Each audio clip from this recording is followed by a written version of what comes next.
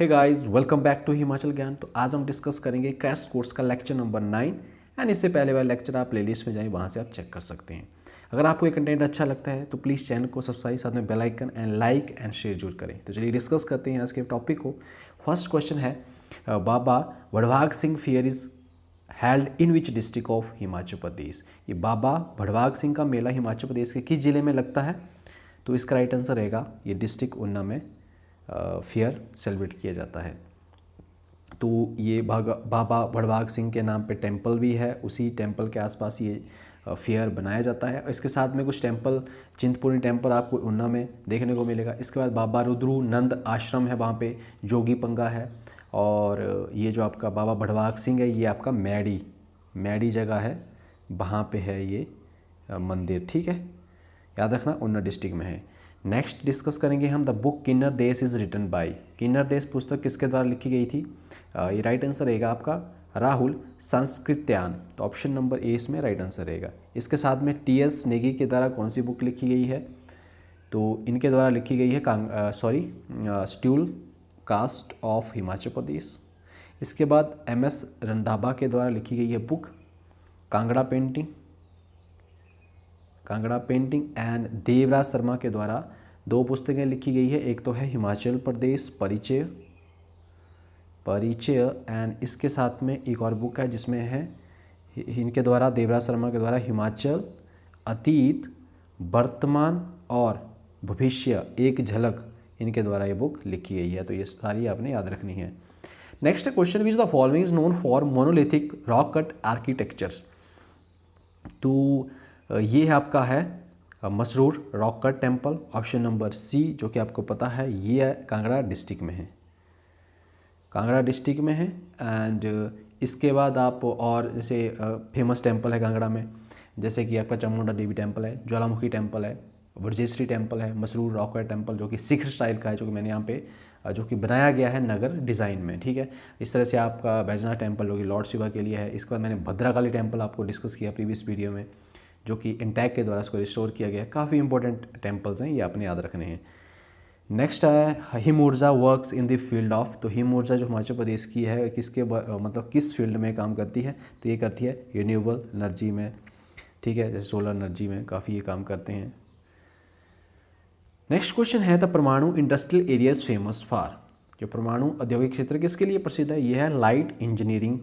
दो आपका ये परमाणु है, ब्रोटी वाला है, बद्दी है, ये सब आपके सोलन डिस्ट्रिक्ट में पड़ते हैं।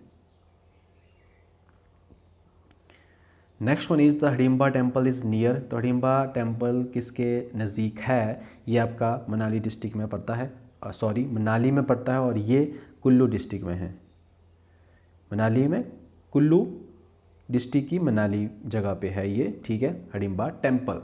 इसके साथ में आप और भी टेम्पल्स कुल्लू के याद रख सकते हैं, जैसे बदौरा टेम्पल, बिजली Mahadev temple, Vaishno Devi temple, Hadimba temple जो कि पगोड़ा स्टाइल का है, मनु टेम्पल है, त्रिपुरा सुंदरी है, जमरू टेम्पल है, रघुनाथ टेम्पल है, कार्तिकेय टेम्पल है, गौरी शंकर टेम्पल। ये सारे टेम्पल आपको याद होने चाहिए, ताकि मैं आपका रिवीजन करवाता रहता हूँ, ताकि आपको ये चीज़ें याद रहे। इसके बाद नेक्स्ट क्वेश्चन है, the Tons is a feeder of which river.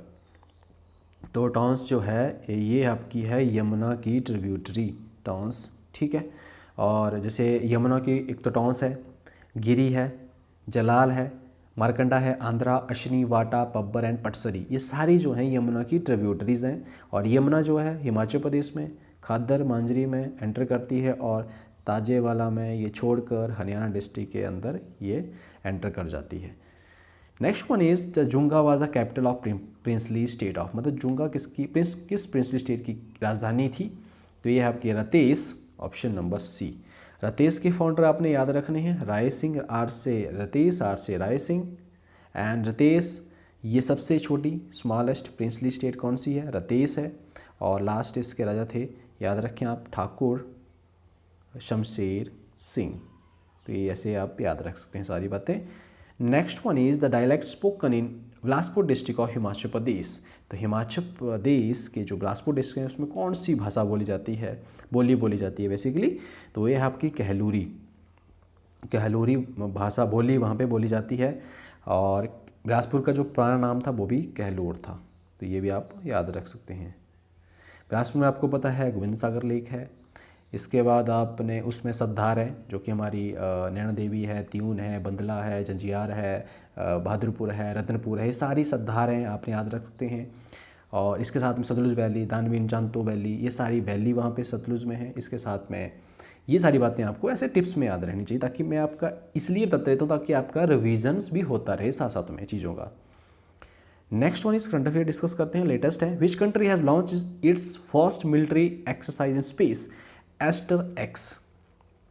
तो पहली मिलिट्री एक्सरसाइज की स्पेस में और किसके द्वारा की गई, ये है फ्रांस, जो कि एस्टर एक्स, फ्रांस याद रखना है आपने।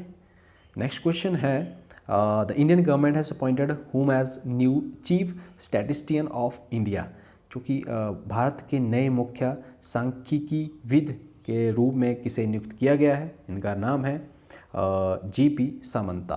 ऑप्शन नंबर ऐसे याद रख सकते हैं आप, सामंता, सामंता, ठीक है। ये नए चीफ स्टैटिस्टियन ऑफ इंडिया हैं।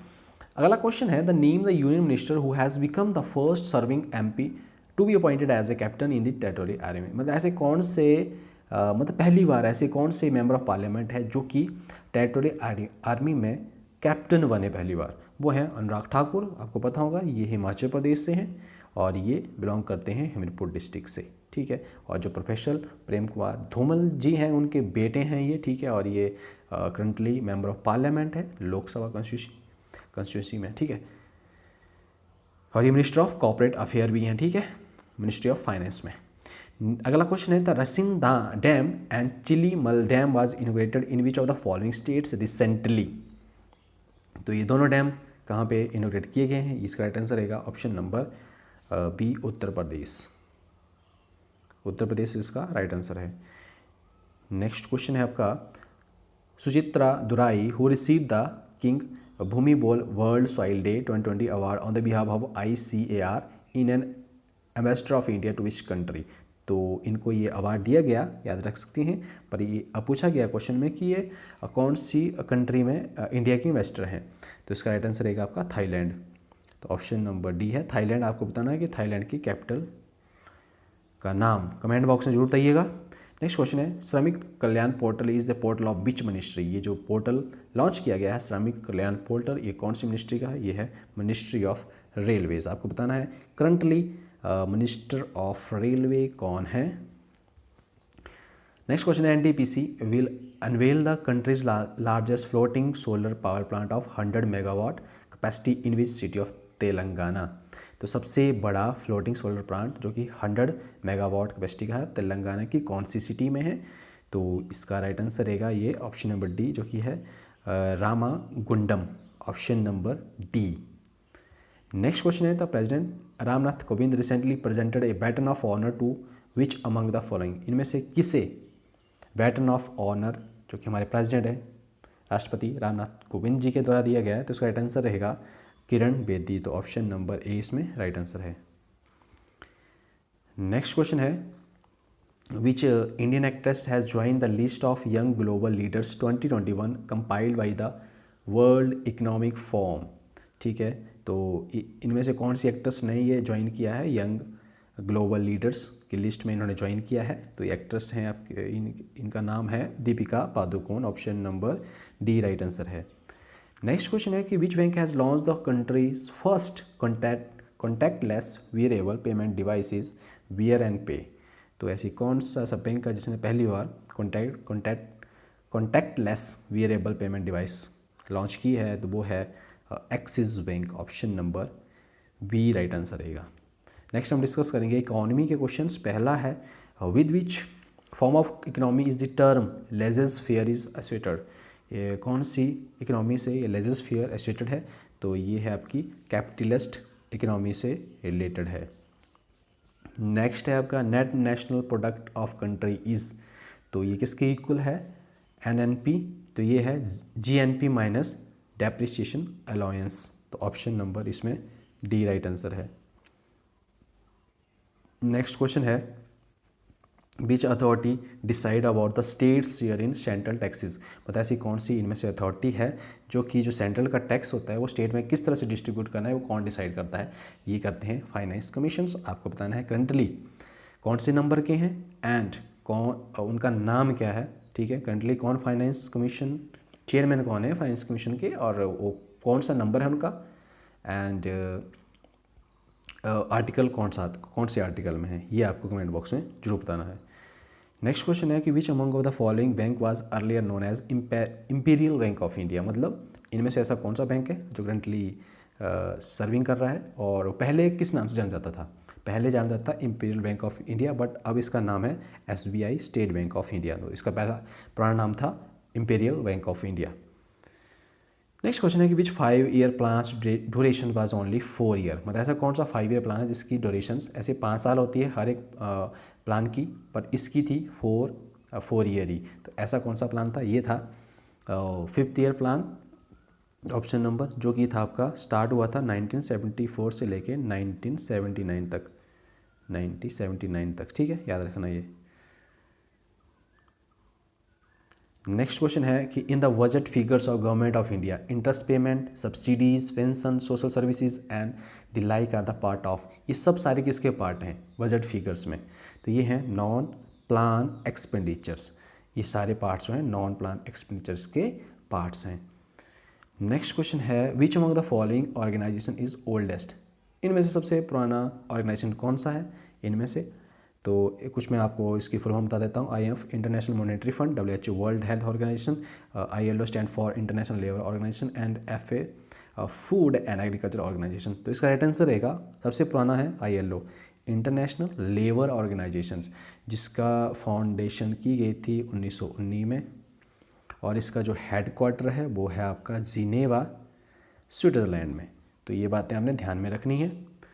नेक्स्ट क्वेश्चन है कि who gets maximum profit during inflation, जब इन्फ्लेशन होती है तो सबसे ज़्यादा मैक्सिमम लाभ किसको होता है, तो इसका राइट आंसर रहेगा एंटरप्रेन्योर्स। तो ऑप्शन नंबर 20 में राइट आंसर है। नेक्स्ट क्वेश्चन है कि ए short term government security paper is called, short term government security paper किसे कहा जाता है, तो ये आपकी है ट्रेजरी बिल को। तो ऑप्शन नंबर डी इसमें राइट आंसर है। नेक्स्ट क्वेश्चन है कि when there is no change in demand, अगर डिमांड में कोई भी चेंज नहीं है, with large change in price, पर प्राइस में बहुत ज़्यादा चेंज हो रहा है, तो then such type of demands are called, तो उस टाइप की डिमांड को क्या कहा जाता है, तो वो है आपकी perfectly in elastic, perfectly in elastic. तो ऑप्शन नंबर सी इसमें राइट आंसर है। तो गाइज ये थे आज के क्वेश्चंस, कैसे लगे ये तो आप बताते नहीं हैं, पर फिर भी मेरा काम पूछना है कि कैसे लगे, और कमेंट बॉक्स में जरूर बताइएगा। चैनल को सब्सक्राइब एंड शेयर लाइक जरूर करिएगा। तो मिलते नेक्स्ट में, तब तक के लिए बाय बाय, टेक केयर।